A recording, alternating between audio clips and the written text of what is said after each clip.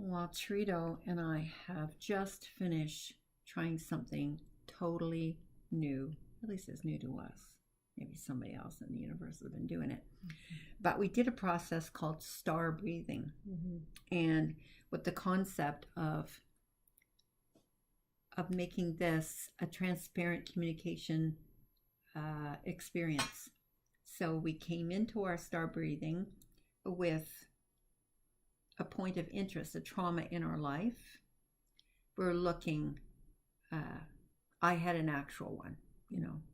You can explain the star breathing for those who don't know. Oh, right. Okay, star breathing. A lot of people breathe north and south through the crown and out the first chakra into the earth. And both Trito and I are used to that. But this breathing is equal breathing north, south, east, west, front and back, side to side. And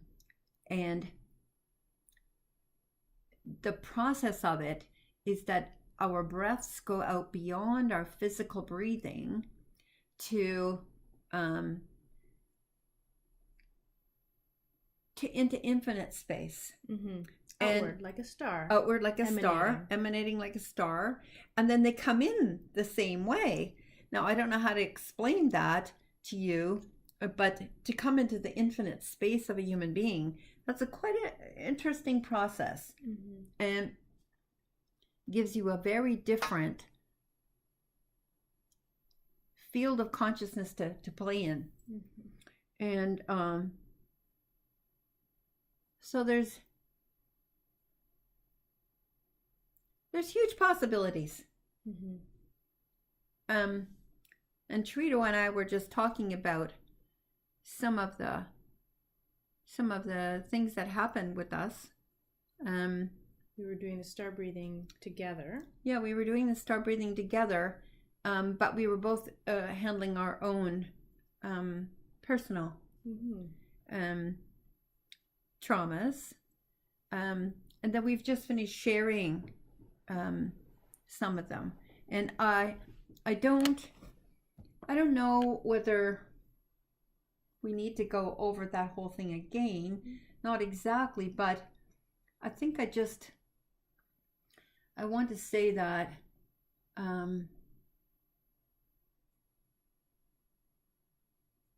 we're also sharing that breathing space as well, and that energy space. Yes. Since we're emanating and collecting. Yes.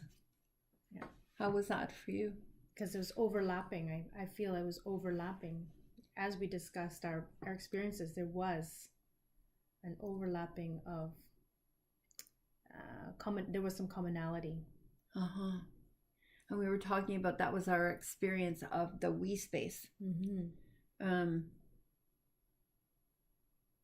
We didn't even come to the point where we were talking. We could maybe talk about how does that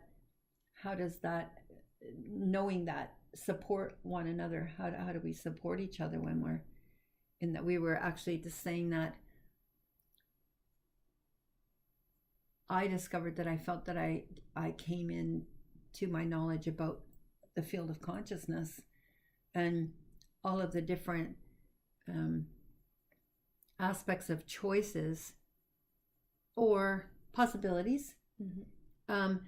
Very not in the way that there were lessons exactly, but very lightly shown and moving very quickly, witnessing, being a witness. That's something larger than I've ever experienced before, and realizing myself as an infinite being, multidimensional, and all of the lives, all being in this particular session together.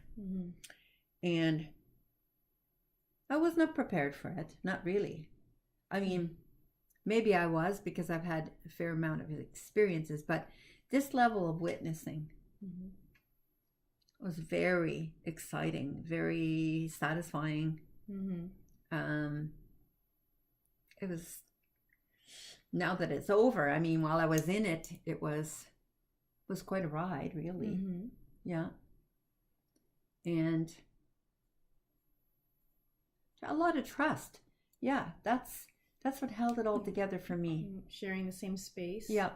And I do feel that with different people, they carry along different energies and a journey that is different, because we are all energy.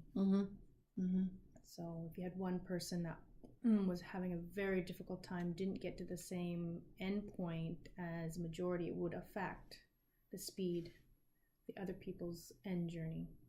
I think, yes. Yeah. I think that's true.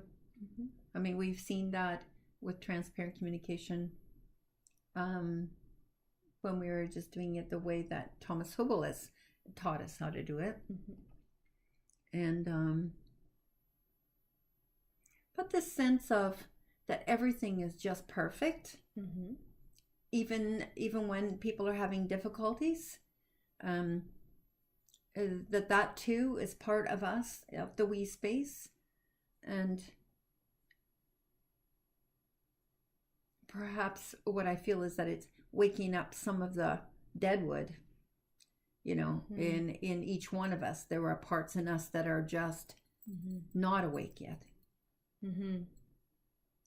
So we wouldn't be sitting with anyone that was not perfect for our journeys ever. It's all perfect. We were given as much as we can handle in that moment in time.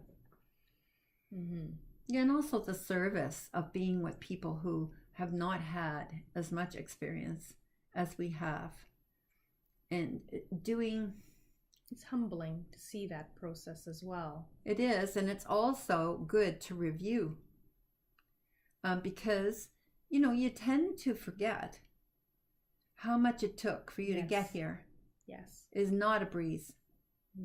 It took a lot of devotion and commitment and courage too, right? Right. And trust, recognition. That's huge, because that's hard. Learning how to recognize all of those things, right? And without any restriction of right or wrong, black or white, because people stuck in, is this the right answer? Is that what I'm observing right or wrong? Yeah. Am I seeing? How come I'm not seeing something?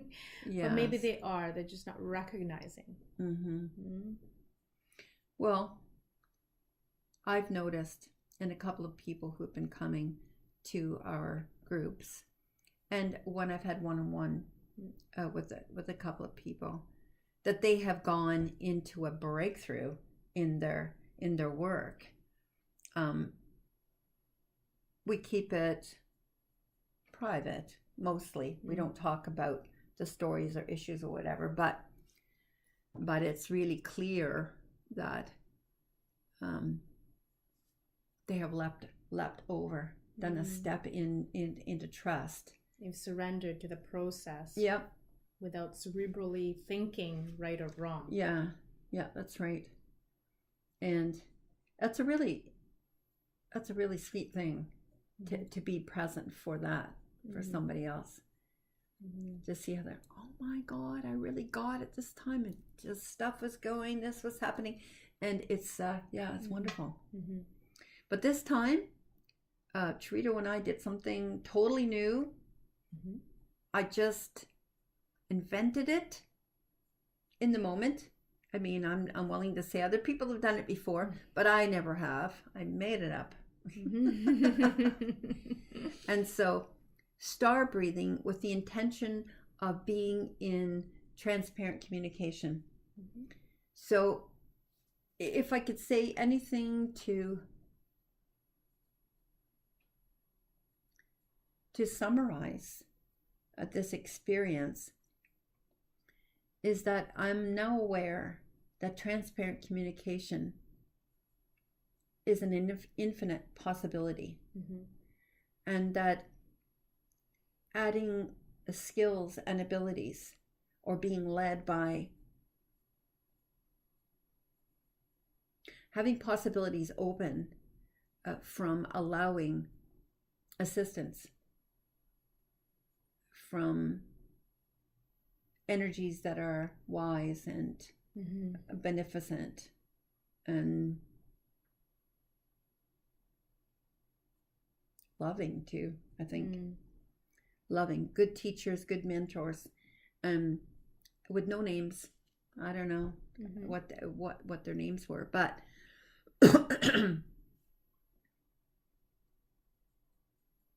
so what is your feeling when the story is gone from transformation? What's the difference for you? You mean by gone? It's never gone. Well, when the story, because it's affected me. When I see the story, it has changed me. It's like if someone scares you, it got scared once, the second time, your physical cells have changed. The story's never gone. So when you do transparent communication and the story is not the lead-in for releasing. I see what you mean. Yeah. So we have an intention from the beginning of it, and then when we go into the breathing, the transformation, the transparent communication, something else comes up. Is that what you mean? Yeah. Something else comes up. Yeah. I guess we did go into this exercise where we had a thought, and then of course that's not what was happening during the breathing, so I let that go and then just saw what was happening. So I allowed that process, but I could have fixated on I'm working on this, and let's see what's going on. But was that expanding to not fixate on anything? I guess I wasn't bound by fixating on it, so I never even thought to cling to it. I've never tried to cling.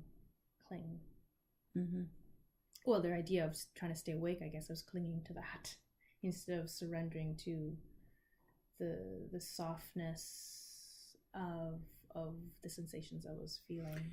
Yeah, well, because it was quite addictive. That feeling to just pass out because it was so great. Yeah. Try to concentrate here. Yeah, I know. I've had that experience myself when working with energy workers, that I would pass out for a time, and then come back up for air again and be awake and continue on. But on some journeys, it's really essential that you stay conscious for the whole ride. And you were conscious that was true for you.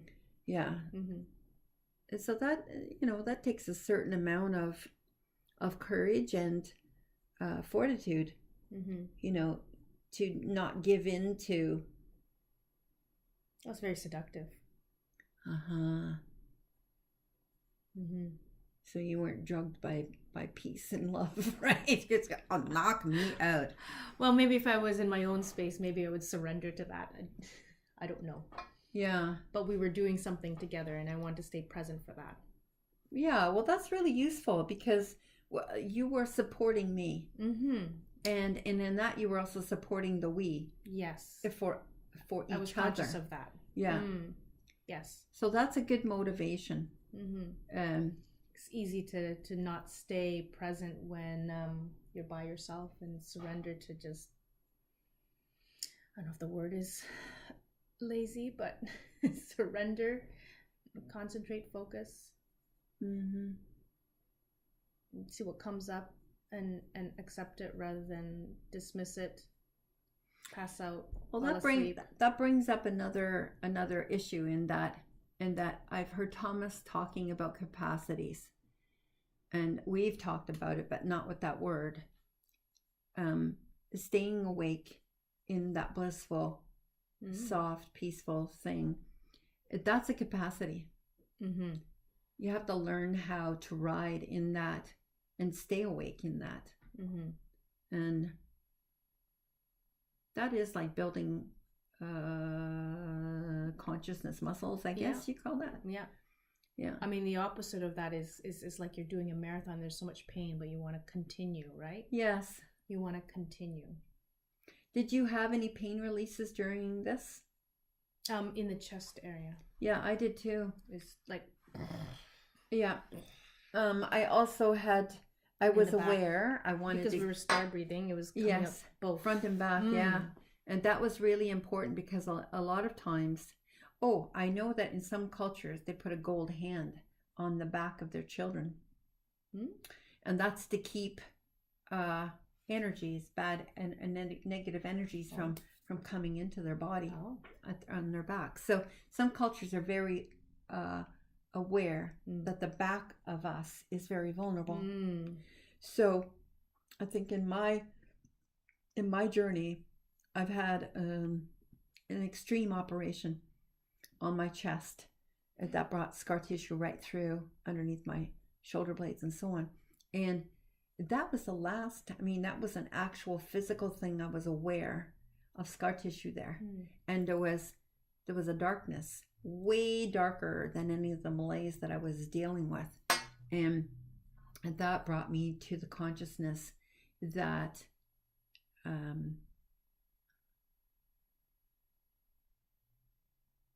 unproductive,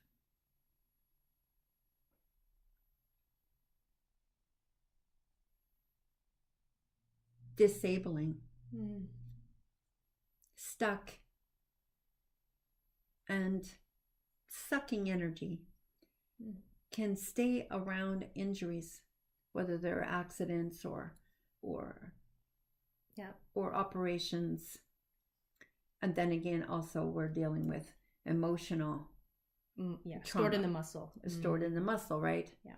And so it was just revealed to me that scar tissues are really great homes for really negative energy. It's the weak point. Yeah, it's the weak point. They can hang out there. It's good environment. Yeah. Nothing's flowing, nothing's moving, right? Yeah. So I've been using my vials to disintegrate scar tissue in my body, and I've done a pretty good job on the more recent ones. The recent scars, the old scars are like 47 years old. Yeah. And so that makes some sense, that if you're busting up the scars with other energies, other energy work, that you would be raising your awareness of what's been hanging out there. And then I've also been wondering, why hasn't this broken up faster? And so the next question is,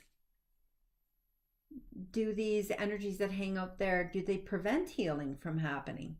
You can go so far, but when you see that it isn't progressing the way you'd like to, then you probably have to go into the shadows there and deal with that, so you can get into the actual energetic work of bringing light into scar tissue. Yeah, tissue is the physical realm, and we learned a technique a couple of weeks ago using essences and raindrop. The raindrop therapy. Right. That was, and I have to say that this is possibly the harbinger for this particular work.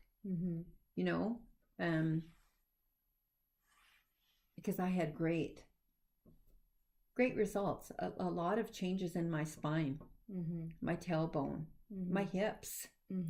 Since that raindrop therapy, I'd like to do it again. Yeah. Well, it would be nice to see if you and Michaela can get together, so I can review. I just did Darlene a couple days ago to check. Right. And since she'd reviewed it, from the course, we ended up doing 2 raindrops within a span of an hour. What do you mean? 2 raindrops? One on her and then one on another person. Oh, so 2. Okay. So that it's, once you know the technique, it goes by very quickly. I see. Yes, that's true. So what we're saying here is that this is about energy unfolding. Energy in the physical realm. Yeah. And the essences can kind of tap into both, because it has a physical and an emotional component, and has an energetic vibrational energy as well. And spiritual. Yeah. So, and when we were in this space doing the star breathing together, so our collective energy creates a summation of something different than us singularity or your energy versus another. It would create a different experience. Well, I remember when I was a kid hearing in the Bible when one or more people are gathered in my name, and my name meaning Jesus, but it is also Christ energy, which is the intention. Yeah, they all have intention that they're gathered for one before person. That's before the avatar Jesus. Christ energy is there for everyone. So when everyone is gathered, I mean, I've seen powerful healing happen at a hospital bed, where people come and pray and send their healing energy, and there's been some miracles happen to people on the bedside. Yeah, that's right. Or, if you're sending them off, then you see the peace. Yes. We were talking about a young relative of yours, and you say it about the concerns about her education and so on, and we were talking about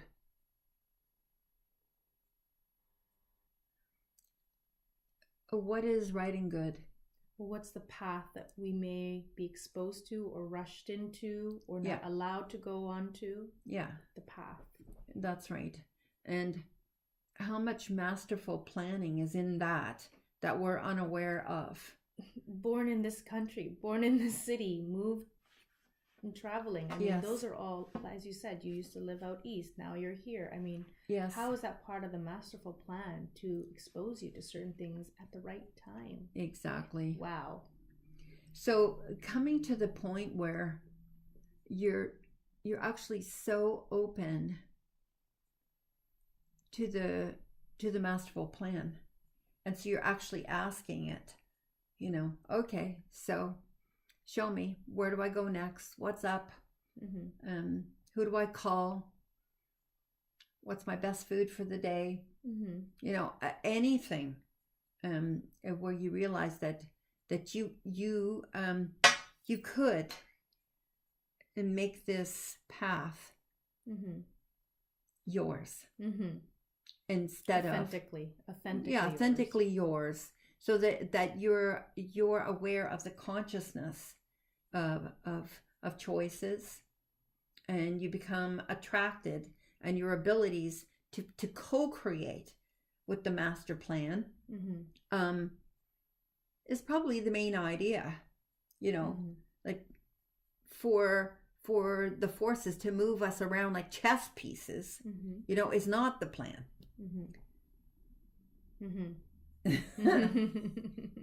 And for us to be able to realize the greatness of some of the moves on this in this plan, being grateful and appreciative of all the steps, actually in my experience has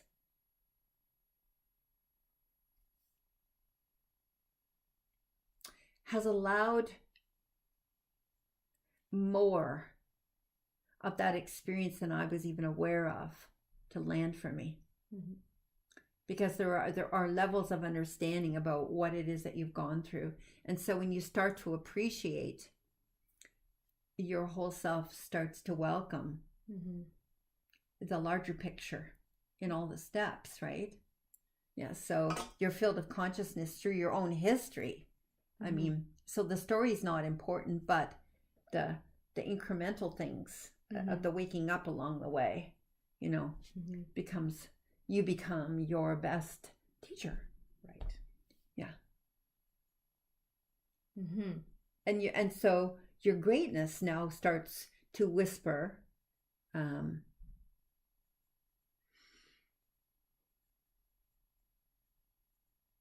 encouragement, attraction to you on your path, so it doesn't feel like you've got lead boots on. in every step that you take. Mm-hmm. And I'm not saying that speed is of the essence. Fullness, I think. I think fullness. Enrichment.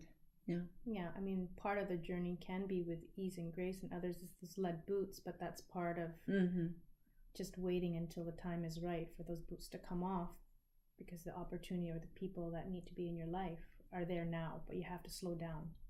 Yeah, and I'm appreciative of lead boots because things have to come and gather around you. Yes. And so time is of the essence. So when you're walking slowly, remember that other things are being arranged.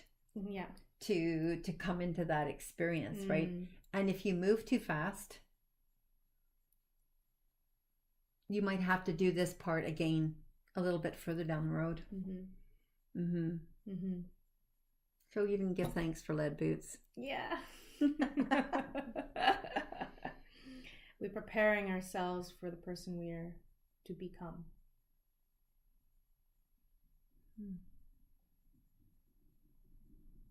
I'm preparing myself for the other person to be in their life, whoever that is.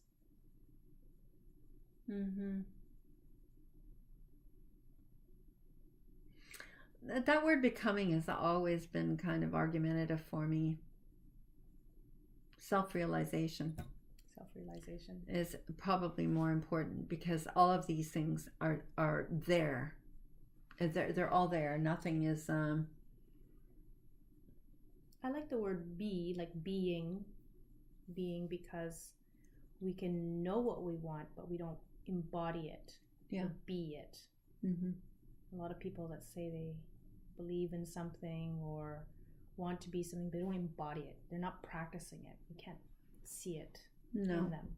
Well, I've got this bumper sticker ready to be put on the back of cars. It's called "Believing is what you do until you know better." Right, and when you know better, you do better. Maybe. Some people don't. They know better and then just ignore it. Well, I think the word "better" should be taken out there. Believing is what you do until you know. Yeah.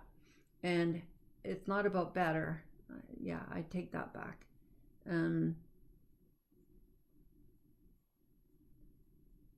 Because actually nobody... Differently. No one can take knowing away from you. Once you know something, yeah, you own it. It's you.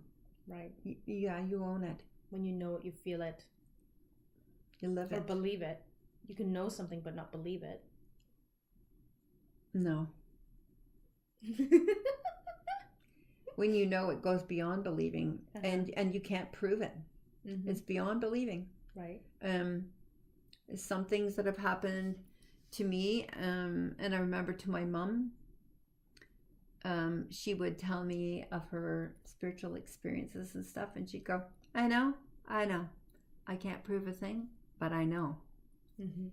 And when it happened to me, I was appreciative of the fact that she explained something to me that she couldn't prove.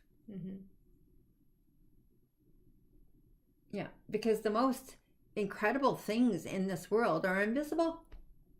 Love. Can you see it? You can see the actions and people, but you can't see the actual love energy. Right. You believe it? You believe it when you feel it. I mean, our senses, thank goodness, give us living proof. Feel it, but then they don't believe it's real. So then there's the reality of it. Is it true or false? Yeah. Well, love is a great experience to live through. And it's a great teacher. And love is an infinite experience. That's why we're here. Yeah. That's for sure. But that's another conversation. Okay. We should. All right. We should say goodbye for now. All right. Kisses to you. Bye for now. Bye for now. From Chirito and Felicia Baca. Bye. Okay. Bye.